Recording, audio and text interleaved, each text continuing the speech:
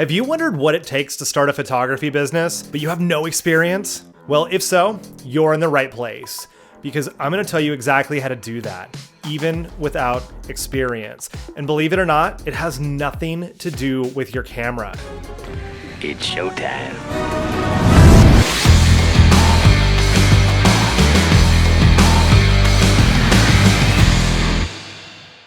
Hey, Mike Lloyd here. I've been a pro photographer for 11 years, and I've helped photographers all over the world build profitable businesses. Profitable being the key word there.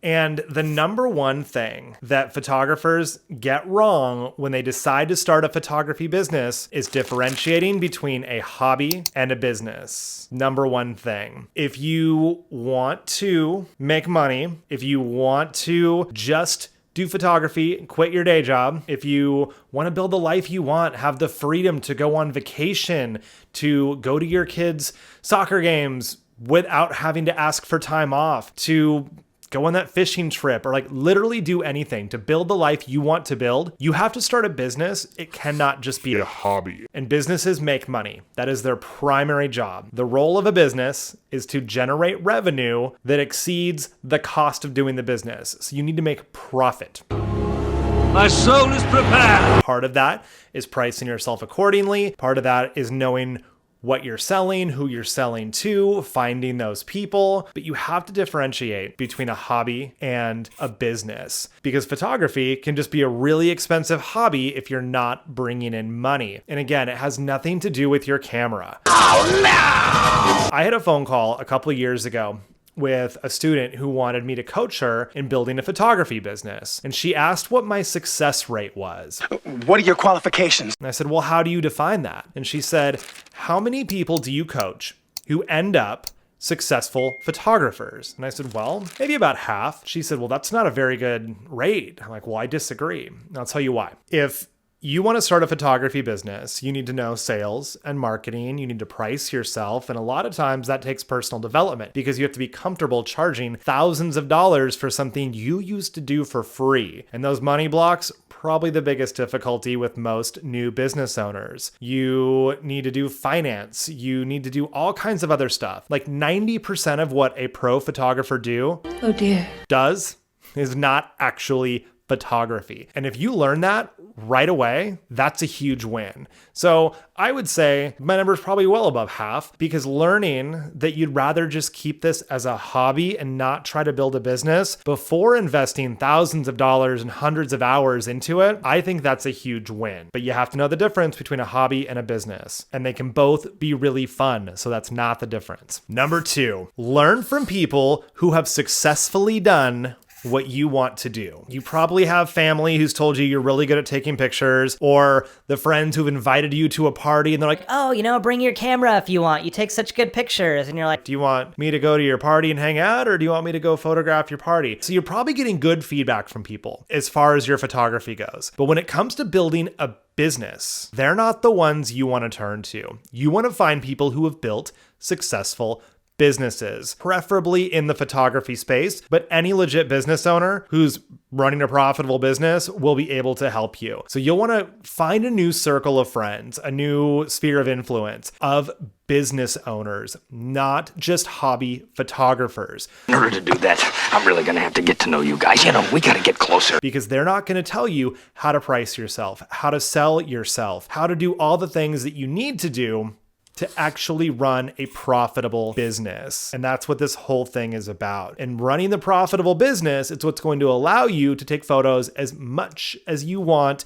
in any way that you want. Because I'm at a point where I outsource a bunch of my editing, a lot of my automated marketing, my social media management. I hand off probably 40% of my workload, and that allows me to spend more time behind the camera doing what I really love. I love the business side, don't get me wrong, but I also love doing really fun creative photography projects. And I've built a business that allows me to do that, and so can you if you learn from people who've actually done it. Another huge thing is time management. There's a difference between busy and productive. If you're sitting around scrolling through Instagram, tinkering with your website, re-editing old photos, you're busy doing things, but they're not productive. And time management is going to be your best friend. You probably work a full-time job, Maybe you've got kids. There's a lot on your plate and you can't just dedicate 40, 50 hours a week to building this new business. If you can, amazing. You are so lucky. But most of us can't. And before I got started, I was working full time and my evenings and my weekends were all about photography until I got to a point where I could leave that job, and that freed up so much more time. But time management is so key. And things like time blocking, keeping a calendar, also just setting clear boundaries. There's a ton that goes into time management, a bunch of books out there for you. Like Michael Hyatt is phenomenal when it comes to time management. So many great tools available, but just setting up a calendar and dedicating time throughout your week. Like, these are my dedicated shoot times. These are times for editing. This is time for marketing. I'm going to schedule 10 minutes in the morning, 10 minutes in the middle of the day, and 10 minutes at the end of the day for Instagram interaction with clients. Scroll through, like some posts, comment, reply to people, dedicate time for that and block it off so that you're not just spending your time doing all these menial tasks that feel like you're getting something done, but nothing is actually moving the business toward turning a profit. And when you actually have a plan and you know what you should be doing, or at least an idea, because, there's always room to learn. We're all figuring things out as we go. Having time blocked off for that is invaluable. Now, maybe you're like, I don't have any clients, therefore I don't have any editing to do. I don't have any sales sessions to do. Why would I schedule that? You can have a plan B and a plan C. So let's say you block off Mondays and Saturdays for your shoots, like I do. I only shoot those days. I don't do anything else. If I don't have a shoot booked that afternoon, I've got other projects I can work on, but I'm going to keep that time open for shooting because that's the primary function for that time block. You don't have to stick to something that rigidly if you have backup plans, and learning tools like that are going to save you so much time, and you'll be seeing profit sooner when you work more efficiently, which happens from time management. I don't think we have very much to worry about anymore.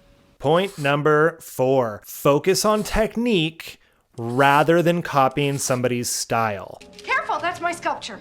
And I don't mean my as in I bought it, I mean I made it. It's my sculpture. There are a bunch of photographers out there producing phenomenal work. And they're so unique that when you look at their style, you know it's them without ever seeing their name on it. So if you want to learn that sort of style, I think that's amazing. It's beautiful photography, powerful imagery. It's a ton of fun. It speaks to you as an artistic creator. That's amazing. But I must express myself.